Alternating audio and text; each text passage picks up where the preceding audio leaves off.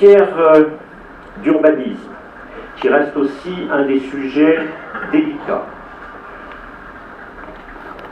En réalité, je crois qu'on a deux séries de sujets qui parfois se confondent. On a l'application de la loi littorale, qui est une loi ancienne, qui donne lieu à beaucoup de contentieux, plus de contentieux d'ailleurs venant de particuliers, d'associations de défense que de contentieux venant des services de l'État.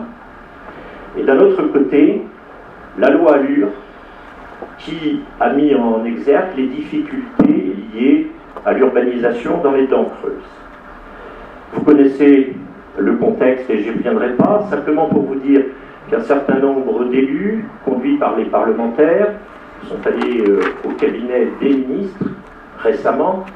Je crois que c'est le député Leray qui conduisait une délégation d'élus, je crois que M. Pellois également, sur une autre délégation.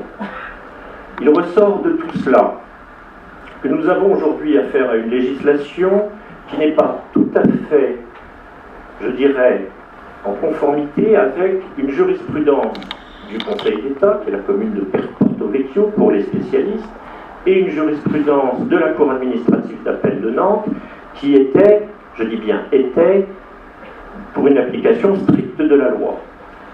Sur la jurisprudence commune de Porto Vecchio, la ministre s'est engagée à consulter le Conseil d'État pour bien avoir les limites et la portée de cette jurisprudence. Et s'agissant de la Cour administrative d'appel de Nantes, on note une inflexion.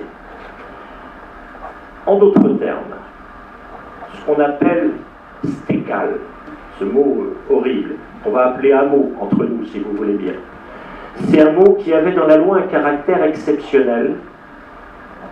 Nous sommes prêts à considérer désormais que le mot exceptionnel sera atténué.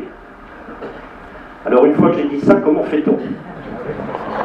L'autre jour, j'étais dans une commune et j'étais tout fier d'annoncer cette ouverture. Le maire me dit on a 260 hameaux.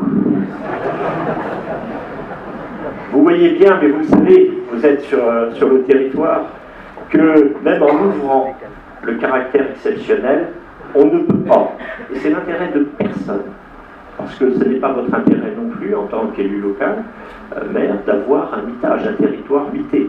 Ce n'est pas l'intérêt des communes du littoral d'avoir des constructions qui défigurent notre côte morbihannaise. Donc même si nous souhaitons, et nous le souhaitons, je dis nous parce que je sais que c'est aussi la vision de Patrice Baruol, le DDTM, qui est beaucoup investi sur le sujet, la volonté de pouvoir desserrer cet étau qui existe aujourd'hui. Je ne vais pas vous faire ici des promesses que je ne tiendrai pas ensuite, donc vous êtes conscient et conscient que cette ouverture sera malgré tout limitée.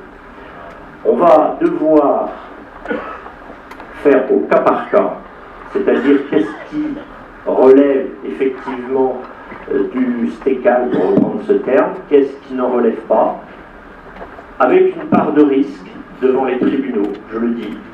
Je suis normalement là aussi, les services de l'État sont là aussi pour faire une garantie juridique. Eh bien, je suis prêt à prendre une part de risque, ce sera un risque partagé. C'est en tout cas le vœu que je forme.